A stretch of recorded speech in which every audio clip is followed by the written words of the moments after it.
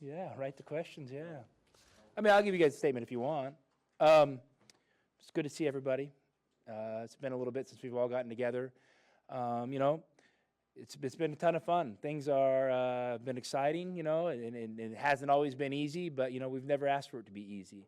And the guys have done a great job. I'm really excited with some of the progress some of the individuals made in the offseason, and now it's about putting it together as a team. So, you know, I feel good where we're at. I love the guys. You know, I think we got a good synergy growing, and you know what happens in coaching and building a team. Now it's got to be tested. I mean, that's why you play seasons. You know, everything's not always going to feel good, and you know we need a little bit of adversity. That's going to help us solidify things and grow. And I'm learning more about these guys every day, and I think they're learning more about me, and it's been a ton of fun. I mean, I really enjoy them as people. We've really spent a lot of time trying to just get to know each other as normal human beings, and I love having them, and I tell them all the time. There's no place I'd rather be, and there's no guys I'd rather be with, and let's do this thing together. All right, questions? This program is known for its point guards. Yep. You've got a few options with Noel and Kerr and maybe even Dalen Terry. Where do you see the position, and how are you seeing that right now? You know, I mean, Kerr's a point guard, you know, and whoever created this narrative that he's not a point guard, maybe he's not a point guard for certain people's flavors, but for me, I love him. He's able to play fast. The ball gets in and out of his hands quickly. He's, you know, and on top of that, he's a great shooter. And, you know, I mean, the way we're moving our bodies and moving the ball, he's, you know, I think he's going to be adept at making the reads we need to be made on ball screens. And then, you know, on top of that, I feel really good that we have some other guys that are good ball handlers and decision makers. And we've spent a lot of time, you know, I mean, Kerr might be the primary point, and then after that, it might be more of a little bit of a shared responsibility. What's the process of learning your system offensively and defensively, and where are they in that process? I mean, I think they're in a good place. I mean, how I like to play is it's very up tempo, and so one of the first things you got to do is you got to get guys comfortable playing fast. Everybody says they want to run until they really have to run, and so we spent a lot of time on that. And then the next part is, you know, not worried about running plays. You know, being able to play within the flow of the game, and you know that takes 5 guys kind of playing together, moving together, and we spent a lot of time on that this summer, and you know, hopefully you guys will see a little bit of that Friday or Saturday. But you know, and it's something, you know, it constantly takes fine tuning, and you know, and you know, film work and individual work and team practice, and you know, so we're definitely, you know, getting the reps on that in those areas. But yeah, I feel good, you know, where the guys are at, and a lot of it comes down to being a good decision maker and trusting your fundamentals. And you know, I give them a ton of freedom, but on the same token, you know, to whom much is given, much is expected. You know, I expect them to handle that freedom with responsibility, and you know, that's my job to enforce that. Playing fast, how is that going to equate offensively in terms of, is there a set number of points you look to try to score every night? Is there a number of possessions you want to have per game? I mean, more than the other team. I mean, that's step one. And I just think it's really important, you know, if you're going to build a team, you know, that can sustain the ups and downs of recruiting from season to season and things of that nature, you have to be able to win a lot of different ways. And I know from experience, you know, in the NCAA tournament, you know, not every game's going to be 97-94. And so, you know, to me, the reason I like to play fast is I just think there's a lot of advantages to it. I think you get a lot of easy scoring opportunities, and you're not playing fast to the point where you're playing out of control or turning the ball over. You're playing fast to create easy opportunities, and that's the reason we play fast. It's not. I mean, I know it might be appealing to watch and everything, but that's not the reason. The reason is because I think it's the best way to win the most basketball games. What was that first formal day one practice like for you? It was just like all the others we've had, you know, over the course of the summer and early fall. You know, you get to spend so much more time with your guys now than you used to, and it's a great thing. I think, you know, we had a good comfort level, and you know, to be honest with you, you know, I don't think I'm going to be known for long practices. I think we were in and out in an hour and 45, and you know, I feel good about that. But on top of that, I expect the guys to watch film, come in on their own and shoot at night. I mean, those are things, you know, that I think are really important, you know. And our time together on the court, it's going to be fast, it's going to be quick hitting, and I've actually been talking to these guys about opening up a day for you guys to come watch a whole practice, you know, and so you guys can kind of get behind the scenes and see what things look like. These guys are probably mad at me for that now, but I mean, that's something I think would be interesting to answer a lot of your questions, you know. I mean, kind of how you do it and put it together, and, you know, don't have all the answers, but definitely have a way that, you know, I'm comfortable doing things and feel like it has a chance to be pretty successful. As you take over the program, how would you describe the year for you or the program? Is it a refresh? Is it a rebuild? What is it? I mean, obviously, it's probably all those things. I've never been here before, you know, and so every day I'm learning more about Arizona. And like I told you guys when I first came here, my number one job is to look for all the great things here. You know, I'm not trying to find all the mistakes and all the bad things. I mean, you know, of course, things might, you know, gradually change over the course of time, but there's so many great things about this job. I've really come down here and just tried to embrace all the good things. So, I mean, I feel like we have a team that can be really competitive. I mean, I've been around a lot of really good teams, and I know how they look and how it feels, and I think this team has a chance to be in that category. Now, we've got to do it. You know, that's the challenge. And so I don't know, rebuild, refresh, maybe a combination of all those things, but we got a great core group of guys back that have been awesome to deal with. I think recruiting-wise, we were able to add pieces that will help us win games. And to me, when you're recruiting, that's the most important thing, is adding pieces that will help you win games. And so I think we were able to accomplish that in the offseason. A few months ago, that you wanted to fast forward the relationship with Ben Matherin. Have you been able to do that? I mean, I did with all the guys, for sure. Yeah, I mean, there's no doubt. I mean, I know Ben has got a ton of potential, and, you know, I've had a lot of conversations with him. And he's worked really hard. I mean, the one thing about Ben, he's not afraid to put in the work. And now it's about just fine-tuning things and just helping him gain a better understanding of what he has to do to be the elite player he wants to be. And that's definitely a work in progress. And, you know, there's some great days and some great possessions, and there's some possessions that aren't so great. But that's a good thing. That's what you would expect. Can you talk about the coaching staff you put together and the experience that they have? Yeah, I mean, if you would have asked me, you know, whatever day I came down here, mid-April, you know, of how our roster turned out and how our staff turned out, I think I would be very happy, you know, with where we're at now. If I would have known then where we're going to end up, and you know, we have a well-rounded staff. You know, I mean, there's, you know, it's young in certain parts. It's got great experience in other parts. The one common denominator, I think the staff has been around a lot of winning, and I think that's really important when you're putting together a staff of guys that know how to win and have a passion into it. And, you know, I mean, obviously, you know, getting Coach Robinson late was a great thing for us. I mean, Jason Terry and I are off to a great start. Just Jason has other aspirations, and I fully supported him in that. And he and I had open conversations and worked together to make sure those things happened for him. You know, Coach Rob was available, and he's a guy I've known for a long time, and I just thought it was a coup to be able to get a guy that's, you know, been with Roy Williams for 26 years. He's been at Kansas, been at North Carolina. He's recruited high-level players. He knows what it looks like on a daily basis, and he's a seasoned vet, you know, so he can have conversations with me and give me feedback, you know, maybe some other guys can't. And then, you know, Jack, you know, Murphy, keeping him was a win. I mean, he's an Arizona guy through and through, and, you know, maybe always kind of been behind the scenes, but he's got tentacles that spread throughout the history of this program and in this university. So we've probably put too much on his plate with regards of just helping us kind of navigate on a day-to-day basis.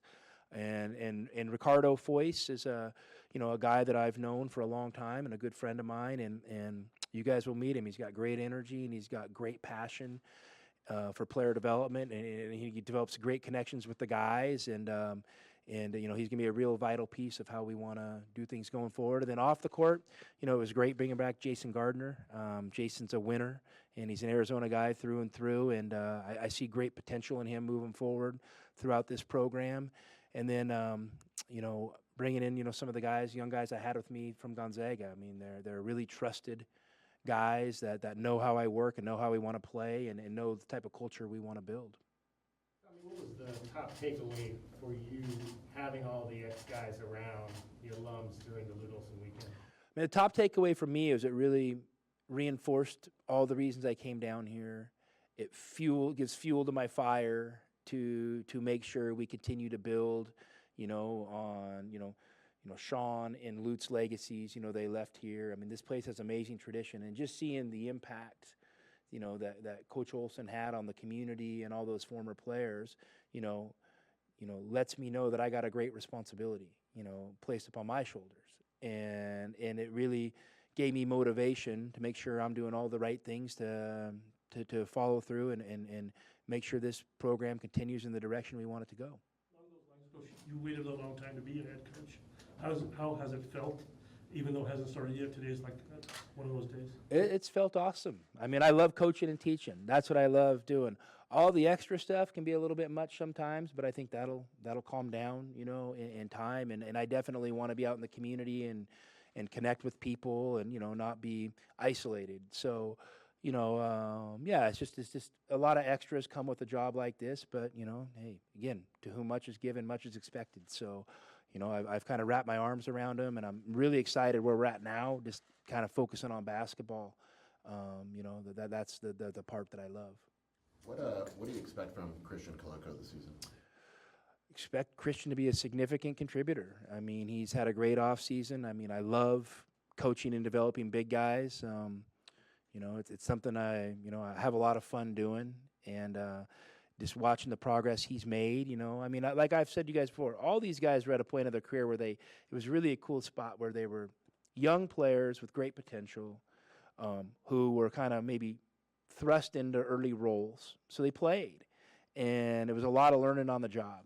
And now, they built up those reps and a little bit of an understanding of what it takes. Now we can help take them to the next spot and help them make real basketball players. And they're at a sweet spot of learning where they have experience and, with talent. And, we're trying to add, motivation and discipline and all those things to it. But I expect Christian to be, I wouldn't be surprised if he ends up being close to an all-conference player. I mean, in my opinion, if not that.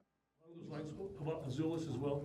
What did you see from him when you first saw him on film when you got here, and then what he is today? I mean, Azulis is a big talent, and he spent a lot of time at home, so he really didn't get back here till early August. So we're just kind of getting into our, end of our second month with him.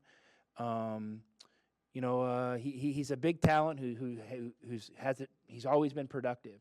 Now it's just trying to help him become dominant and kind of asserting his physical will. We've really been on him about that and playing, with high effort at all times. And he's really making great progress on it. I mean, a lot of it will be in areas you guys won't see, whether it's, just his perimeter off the ball defense and stuff like that. I mean, it's areas he's really working on and on-ball defense on the perimeter and moving his feet and things that might not be sexy, but really, really are important and impact winning. So, I can't wait to see where he is after a couple more months because, I think he's getting ready to take off. Still in limbo with this infractions committee situation? Yeah, I mean, it still hasn't been ruled, but I think it's moving down the path, down that path. And, I think next year at this time we'll know. And, and it is what it is. And, I know it's easy to, make fun of how long the process is taking or whatever, but hey, a lot of people are in the similar boat as we are. And, we don't sit around and use it as an excuse on a daily basis. And, we're just going to keep working, and whatever happens, we're going to deal with it and make the best of it. Take over this program then, Tommy, and you're answering those questions from recruits. How do you frame that whole situation? Honest. I mean, you be honest. I mean, that's all you can be. And, I don't know if there's framing or whatever. You're just honest. This is where we're at. And, and explain to them what that means. And, and then you got to be honest with them because, these kids only get to make a chance where they go initially one time. And, I just don't know if it's a good business to be, deceptive or misleading. At the end of the day, I think, honesty is the best policy, and that will help us win the marathon, And so that's what we've just been very honest and upfront with everybody. Have you guys gotten any indication the IRP has moved along at all with you guys? I mean, I think it's moving. I mean, I couldn't tell you exactly where it's at. And to be honest with you, Bruce, I'm not trying to sit in there on daily meetings because my job is to coach the current guys we got now. And of course, we're recruiting. You're always recruiting, but that's my job. And so I don't sit there and worry about what's, hanging over our heads. We'll deal with that when it comes. And, obviously it's the path that was chosen. Really not much you can do. There's no appeal. There's no nothing. So you just kind of, my deal has just been, let's just keep handling making the best decisions we can on a day-to-day basis. Fans coming out on Saturday, what can they expect at the Red Blue event? Who? For fans coming out on Saturday? It's going to be a great introduction to this team. I mean, this team's got a lot of personality. It's got guys that are really excited to play for Arizona. And, I think they just want to get out in front of you guys and the fans and play with great effort. Obviously we're gonna treat it like we're not gonna treat it like an NBA All-Star game. We're gonna treat it like, hey, we're playing live and gonna run our stuff, and I'm sure it's gonna be far from perfect, but it'll be a great learning opportunity. And that's how we've always approached these types of situations. Will it be like a slam dunk contest? Yeah, I think they'll have some of that stuff, slam dunk contest, a skills type contest, stuff like that. And again, like guys, I've come in. They've been doing things a long time here, and it's been really successful. So I didn't want to come in and rearrange the furniture on day one. And we'll see how it goes. Maybe next year we'll get together as a staff and we'll make some changes to this type of stuff. But I think the format will be pretty similar to what you've seen in the past. Coach, how you'll divide up the teams, or will you mix and match possibly as the game goes on? Yeah. I'm thinking about that right now. We got to see what kind of shape we're in. 2 12-minute halves. Right now we got a few guys dinged up, so your numbers are a little down, and 6 guys playing 24 minutes is a lot right now, maybe. So, we'll probably divide that up a little bit and, probably play a half where the teams are, quote unquote, pretty even, and probably play a half where, maybe it's tilted more to one side just to see how guys play together. Coach, Julius and Ben are obviously 2 of your more notable guys coming back. What are you looking for them this season from a productivity and a leadership perspective? The things, honestly, I haven't sat and thought about stats specifically. I want efficient players. That's what I want. So whatever that looks like, that's shooting high field goal percentages. Hopefully our bigs are shooting close to 60%. And Ben, as talented as he is, should be a guard, should be hoping to shoot over 50% from the field and be really proficient at finishing twos. And obviously we hope he shoots the right threes and shoots a high percentage.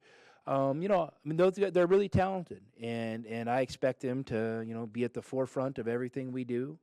They're also great team players. They're not selfish. So, I think, there'll probably be days they dominate and probably days they blend in a little bit, and if the team's playing well, that's fine. How does Dalen kind of fit into all that from a position flexibility standpoint as well? Man, Dalen's done a good job. He's really done a good job, and Dalen obviously has always had a lot of talent, and now it's just kind of in the process of refining that talent and helping him drill down what's going to make him effective and how to use his skill set to be a really high-level player. We really challenged Dalen with his shooting technique and stuff like that. It's still a work in progress, but, I gave him the choice. Do you want to change it or not?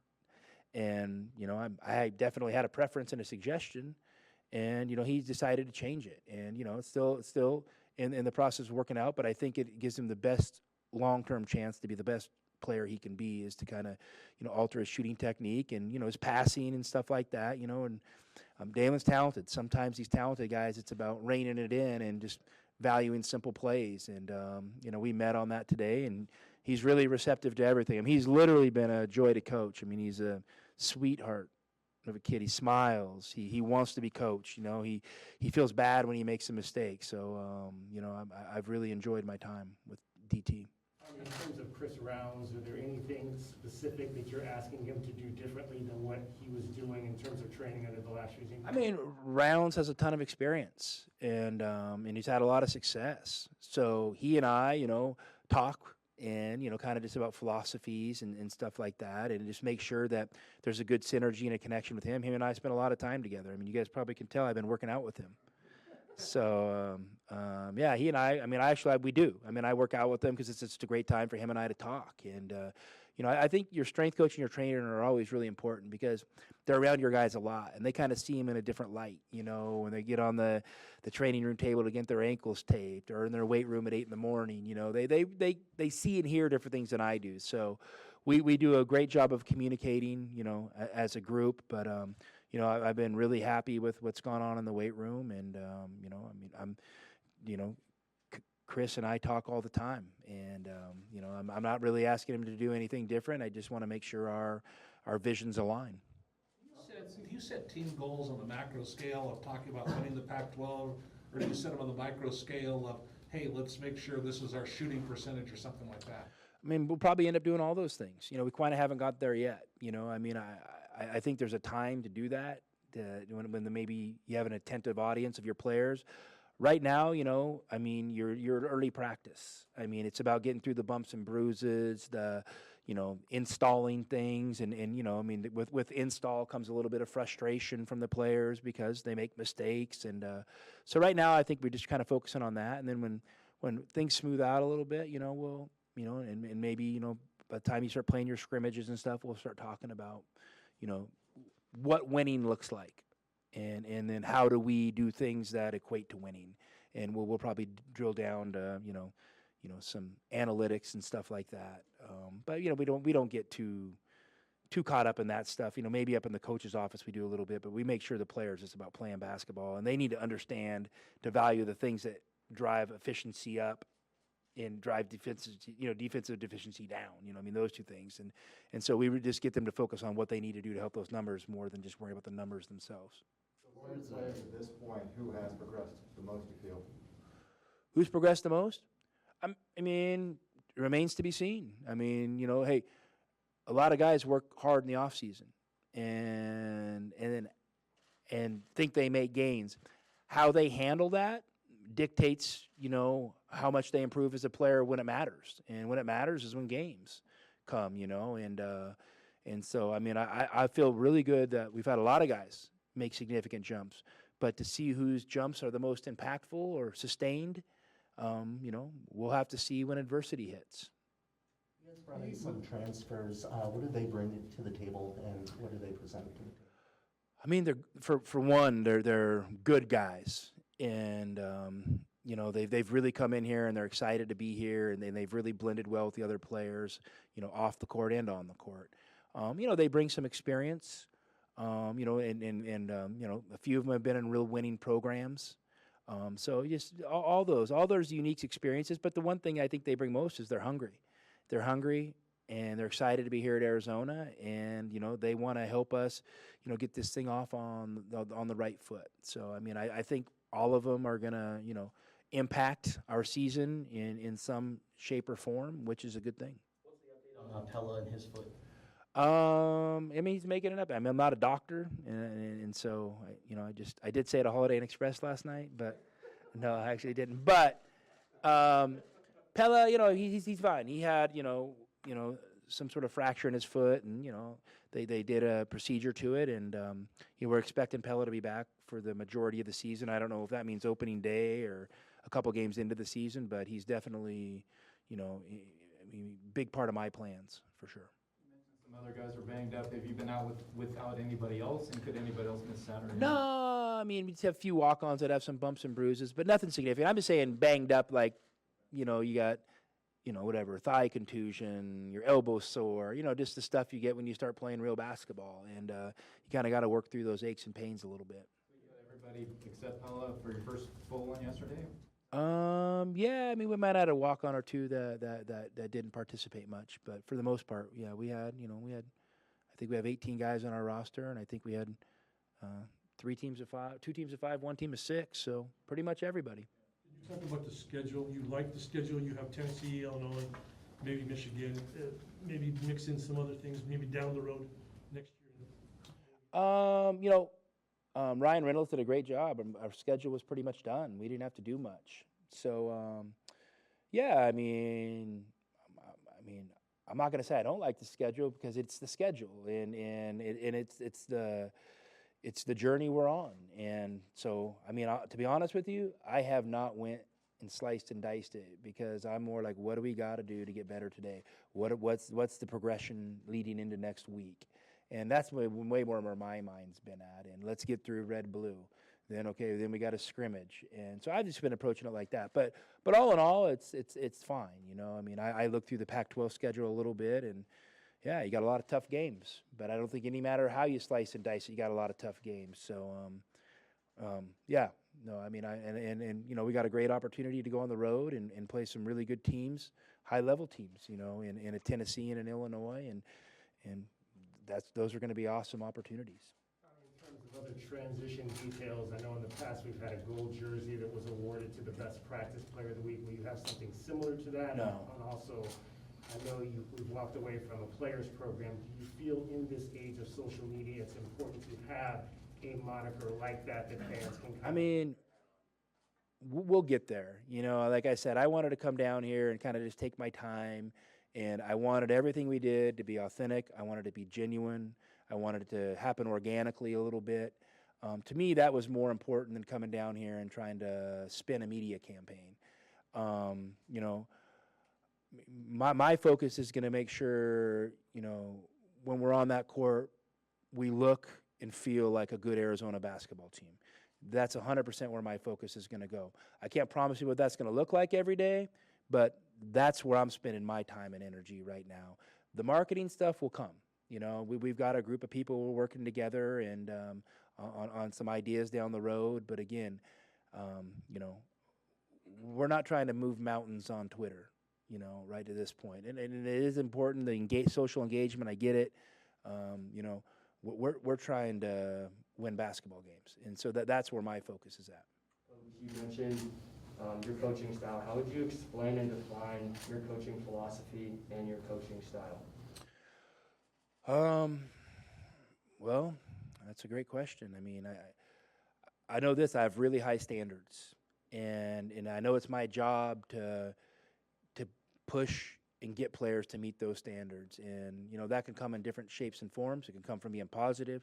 It can come from getting on a guy. It can come from, you know, holding them accountable. It can come from, you know, patting them in the back, my back, on their back in my office, you know, watching film, you know. So, but it's definitely going to be fully engaged with the players, and you know, the main focus is going to be on, you know, helping them become better basketball players and us becoming a better basketball team on a daily basis. I mean, that's literally how I approach it.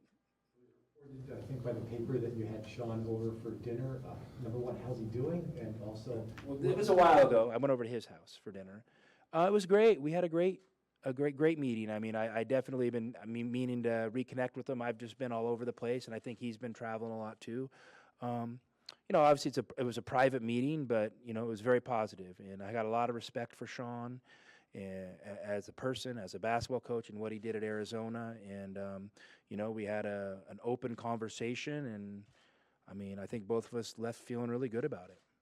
Saw up close the apex of Arizona basketball under Lloyd Olson. You know, you got the Blake Step game, and was there anything you took from Lloyd Olson, or the coach Few took from Lloyd Olson, that you kind of incorporate to what you do? You know, I mean, the one thing would be, you know, probably the pace of play and the freedom, you know, given to players. And you know, I was never at a Lloyd Olson practice, but you know, from what I heard, you know, it was, you know, an up and down, you know, style of play. And you know, I mean, I remember playing fast. They played fast against us, but then, you know, but there was, you know, a lot of fundamentals focused on that type of stuff. And so, you know, I would say those would be the overriding things. But, you know, I was never behind the scenes or under that hood, you know. And hey, I mean, to me, I felt the apex of basketball. I mean, I thought Arizona basketball, when we played them in San Diego, was it 2014 maybe? Enzer, you got me there?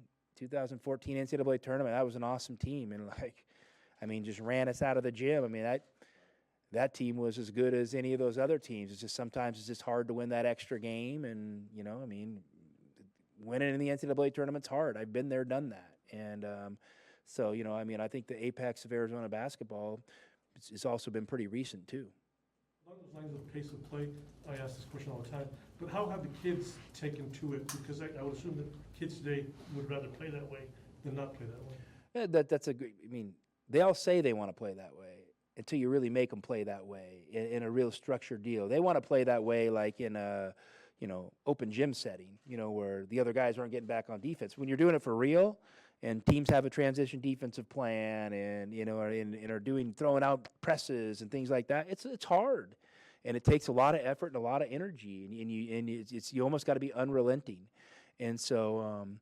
I've been happy with the pace we play, but I'm sure what's going to happen. I mean, I don't have a crystal ball, but I'm sure Saturday you'll see some of that, and you're going to see other possessions where it just bogs down because they're tired or they're, being lazy or whatever happened, and that's why whatever happens Saturday is going to be a great teaching tool for our staff to help the players with. So with all the off-season time you've had, and then starting with this, I mean, do you feel like you're like what percentage you say your offense and your defense, for that matter, are in at this point? And does it feel like even with a new team that you've been able to get pretty far? I mean, the base packages have been installed on offense and defense, but the way we play, it's constant refinement to those.